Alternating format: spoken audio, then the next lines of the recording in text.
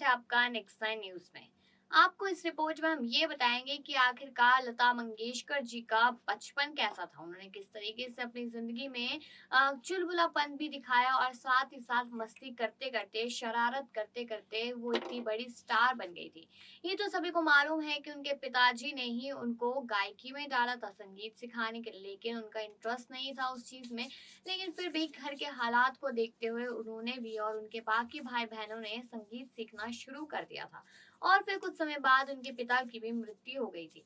लेकिन इस रिपोर्ट में हम यही सब जानेंगे कि आखिरकार किस तरीके से लता मंगेशकर जी ने अपने जीवन को जिया है और क्या सिर्फ स्ट्रगल ही देखा है या फिर कभी बचपन को हंसी और खुशी के साथ भी जिया है। बता दें कि स्वर कोकिला लता मंगेशकर भारत की सबसे लोकप्रिय और आदरणीय गायिका हैं। लता मंगेशकर को लोग प्यार से लता दी भी कहते हैं। भारत रत्न लता मंगेशकर जी 7 दशकों के अपने सुरों और सुरीली आवाज़ के कारण दुनिया भर में मशहूर हैं। लता दीदी के चाहने वालों की संख्या चीन, अमेरिका, यूरोप जैसे देशों में भी कम नहीं है। वहीं हम आपको उनके कुछ ऐसे गीत सुना रहे हैं जिसको सुनकर आपकी आंखें नम भी हो जाएगी। बता दें कि आखिरी समय में भी यही गाना चल रहा था। नाम गुम जाएगा, चेहरा ये बदल जाएगा, मेरी आवाज़ ही पहचान है, कर याद रहे वक्त के सितम, कम हंसी नहीं, आज है यहाँ कल कहीं नहीं, वक्त से परे अगर मिल गई कहीं, मेरी आवाज़ ही मेरी पहचान है। जी हाँ, सुरों की मल्लिका लता मंगेशकर जी का जन्म 28 सितंबर 1929 में मध्य प्रदेश के इंदौर में एक मराठी ब्राह्मण परिवार में हुआ था। उनके पिता स्वर्गीय दीनानाथ मंगेशकर एक जाने माने कलाकार थे। पिता संगीतकार होने के बावजूद भी लता को संगीत की शिक्षा बचपन में ही नहीं मिल रही थी, क्योंकि लता के पिता और बच्चों को शिक्षा देने में व्यस्त थे। एक दिन एक वाक्य ऐसा हुआ कि लता के पिता घर पर नहीं थे और एक बच्चा गलत सुर में रियाज कर रहा था। तब नन्ही लता ने उस बच्चे को कहा, आप गलत गा रहे हो। बच्चे को सही करते हुए नन्ही लता ने उसे सही गा कर बताया। उस दौरान लता के पिता पीछे खड़े सारा सीन देख रहे थे। उस दिन उन्हें पता चला कि वे दुनिया को संगीत सिखा रहे हैं, लेकिन उनके घर में एक ज़बरदस्त गायक मौजूद है और वहीं से ही उनकी जर्नी शुरू हो गई। बता दें कि आपको लता मंगेशकर भारत की सबसे प्रतिष्ठित प्राच्य गायिका है, जिन्होंने कई फिल्मी और गैर फिल्मी यादगार गीत गाए हैं। दुनिया भर में उनके करोड़ों प्रशंसक हैं जो लता को मां सरस्वती का अवतार मानते हैं। लता ने 1000 से ज़्यादा हिंदी फिल्मों में गीत गाए हैं। मुख्यतः उन्होंने हिंदी, मराठी और बंगाली में गाने गाए हैं। वह 36 से ज़्यादा भाषाओं में गीत गा चुकी थी और अपने आप में एक कीर्तिमान है। लता मंगेशकर का जन्म 28 सितंबर 1929 को इंदौर में हुआ, जो कि मध्य प्रदेश में स्थित है। वे पंडित दीनानाथ मंगेशकर और शेवंती की बड़ी बेटी है। लता के पिता पंडित दीनानाथ मंगेशकर एक मराठी संगीतकार, शास्त्रीय गायक और थिएटर एक्टर थे, जबकि मां गुजराती थी। शेवंती उनकी दूसरी पत्नी थी। उनकी पहली पत्नी का नाम नर्मदा था, जिनकी मृत्यु के बाद दीनानाथ ने नर्मदा की छोटी बहन शेवंती को अपनी जीवन संगिनी बनाया। पंडित दीनानाथ का सरनेम हार्डीकर था, जिसे बदलकर उन्होंने मंगेशकर कर दिया। वे गोवा में मंगेशी के रहने वाले थे और इसके आधार पर उन्होंने अपना नया सरनेम चुना था। लता के जन्म के समय उनका नाम हेमा रखा गया था, जिसे बदलकर लता कर दिया गया। ये नाम दीनानाथ को अपने नाटक भावबंधन के एक महिला किरदार लतिका के नाम से सूझा। लता के बाद मीना, आशा, उषा और हृदयनाथ का जन्म हुआ। बचपन से ही लता को घर में गीत, संगीत और कला का माहौल मिला और वे उसी ओर आकर्षित हुई। 5 साल की उम्र में ही लता को अपने पिता संगीत का पाठ पढ़ाने लगे। उनके पिता के नाटकों में लता अभिनय भी करने लगी। लता को स्कूल भी भेजा गया, लेकिन पहले ही दिन उनकी टीचर से अनबन हो गई। लता अपने साथ अपनी छोटी बहन आशा को भी स्कूल ले गई। टीचर ने आशा को कक्षा में बैठने की अनुमति नहीं दी। इससे लता को गुस्सा आ गया और वह फिर कभी स्कूल नहीं गई। 1942 में लता मंगेशकर पर मुसीबतों का पहाड़ टूट गया। उनके पिता की जब मृत्यु हुई तब लता मात्र 13 साल की थी। लता का परिवार का बोझ आ गया। नवयुग चित्रपट मूवी कंपनी के मालिक मास्टर विनायक मंगेशकर परिवार के नज़दीकी लोगों ने लता का करियर गायिका और अभिनेत्री के रूप में संवारने के लिए मदद की। लता को अभिनय पसंद नहीं था, लेकिन पैसों की तंगी के कारण उन्होंने कुछ हिंदी और मराठी फिल्मों में अभिनय किया। मंगला गौर, माझे बाल, गजभाऊ, बड़ी माँ, जीवन यात्रा जैसी फिल्मों में लता ने छोटी मोटी भूमिकाएं अदा की।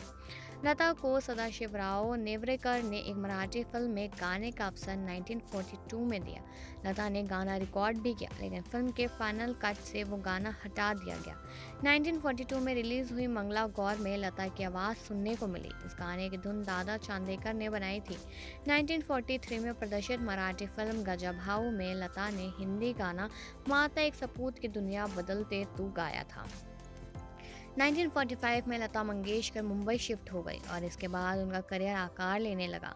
वहां पर उन्होंने भिंडी बाजार घराना के उस्ताद अमन अली खान से भारतीय शास्त्रीय संगीत सीखना शुरू किया। फिल्म बड़ी माँ 1945 में गाए भजन माता तेरे चरणों में और 1946 में रिलीज हुई आपकी सेवा में लता द्वारा गाए गीत पालूंगा करजोली ने लोगों का ध्यान लता की ओर खींचा। वसंत देसाई और गुलाम हैदर जैसे संगीतकारों के संपर्क में लता आई, उनका करियर निखरने लगा। लता के गुलाम हैदर मेंटर बन गए। वे लता को दिग्गज फिल्म निर्माता शशधर मुखर्जी के पास ले गए, जो उस समय शहीद 1948 नामक फिल्म बना रहे थे। हैदर ने लता को लेने की सिफारिश मुखर्जी से की। लता को सुनने के बाद मुखर्जी ने यह कहते हुए लता को लेने से इनकार कर दिया कि लता की आवाज़ बहुत पतली है। इससे हैदर भड़क गए। वे लता की प्रतिभा को पहचान चुके थे। उन्होंने कहा कि आने वाले दिनों में लता छा जाएगी और ये सारे निर्माता निर्देशक लता के चरणों में गिरकर लता से अपनी फिल्मों में गाने की मिन्नत करेंगे। गुलाम हैदर ने लता से मजबूर 1948 में गीत दिल मेरा तोड़ा मुझे कहीं का ना छोड़ा गवाया है। यह गीत लता का पहला हिट माना जा सकता है। गुलाम हैदर ने लता में जो प्रतिभा देखी थी उसका जिक्र अक्सर लता करती रही है। लता के अनुसार गुलाम हैदर उनके सही मायनों में गॉडफादर थे और उन्हें लता की प्रतिभा में पूरा विश्वास था। लता जब प्रायश्चित गायन के क्षेत्र में अपना करियर बना रही थी तब नूरजहां, शमशाद बेगम जैसी गायिकाओं का बोलबाला था। लता पर भी इन गायिकाओं का प्रभाव था और वे उसे शैली में गाती थी। लता समझ गई कि यदि उन्हें आगे बढ़ना है तो अपनी शैली विकसित करनी होगी और उन्होंने यही किया। उन्होंने हिंदी और उर्दू के उच्चारण सीखे। 1942 में फिल्म रिलीज हुई महल। इसमें केशवंत प्रकाश ने लता से आएगा आने वाला गीत गवाया, जिसे मधुबाला पर फिल्माया गया था। यह गीत सुपरहिट रहा। इस गीत ने एक तरह से ऐलान कर दिया कि आएगा आने वाला आ चुका है। यह गीत लता के बेहतरीन गीतों में से एक माना जाता है और आज भी सुना जाता है। इस गीत की कामयाबी के बाद लता ने फिर पीछे मुड़कर नहीं देखा। 1950 से 70 का दौर भारतीय संगीत फिल्म के लिए बेहतरीन माना जाता है, जब एक से एक बढ़कर गायक, संगीतकार, गीतकार और फिल्म मेकर थे।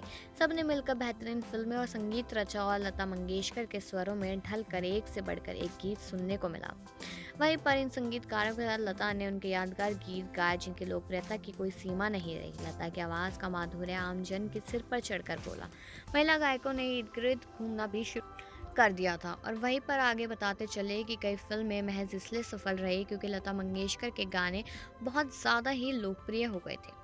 संगीतकार लता के पास कठिन से कठिन गीत लाते थे और लता बड़ी आसानी से उन्हें गा देती थी। वहीं 1970 में फिल्म संगीत में गिरावट आना शुरू हो गई, लेकिन लता ने अपने आप को इससे बचाए रखा। उनके गाने क्वालिटी लिए होते थे और वे सफलता के शीर्ष पर बनी रही। सिलसिला, फासले, विजय, चांदनी, कर्ज, बहुत सारी फिल्मों में उनकी आवाज़ हमेशा ही चलती रही। लगभग 7 दशक से भारतीय फिल्में लता के गीतों से लगदग होती रही। मधुबाला से लेकर तो माधुरी दीक्षित जैसी तमाम हीरोइनों को उन्होंने आवाज़ दी। लता मंगेशकर हमेशा अपने सौम्य स्वभाव के लिए जानी गई। तमाम फिल्मों में उन्होंने काम किया। पीढ़ी दर पीढ़ी उनके संबंध मधुर रहे। लता को हर किसी ने अपने परिवार का ही हिस्सा माना था। लता मंगेशकर की शादी नहीं हुई, बचपन से ही परिवार का बोझ उन्हें उठाना पड़ा था, इसलिए उन्होंने कभी अपने बारे में सोचा ही नहीं। लेकिन इन सब चीज़ों की वजह से भी वो लगातार इन सब चीज़ों में बनी रही और उसके बावजूद भी उनको काफ़ी कुछ ऊंचाइयां मिली, लेकिन अपने परिवार और बाकी लोगों के साथ उनके संबंध बहुत ही ज़्यादा मधुर थे। वही ये तो आपने जाना ही कि किस तरीके से लता मंगेशकर ने अपने बचपन में वो हर चीज की है, क्योंकि वो अपने पिता की सबसे लाडली थी। और ये भी मालूम ही है आपको कि अपने आखिरी समय में भी उन्होंने अपने पिता के ही गाने सुने थे, जो उनको बहुत अच्छे लगते थे। वो यही चाहती थी कि जिंदगी की शुरुआत पिता की आवाज से हुई तो जिंदगी का अंत भी पिता की आवाज से ही हो। और उसके बाद ये सब हो गया। और आपको तो मालूम ही है कि 6 फरवरी को ही लता मंगेशकर जी दुनिया को अलविदा कह चुके थे, क्योंकि उनको काफ़ी सारी डिसीज़ प्रॉब्लम, उनके ऑर्गन फेल हो गए थे, जिसकी वजह से ये सब हुआ। लेकिन अब फैमिली धीरे-धीरे करके आगे बढ़ती हुई नज़र आ रही है। आपको ये अनसुना किस्सा कैसा लगा है? कमेंट सेक्शन में ज़रूर बताएँ और बाकी खबरों के लिए देखते रहिए नेक्स्ट 9 न्यूज़।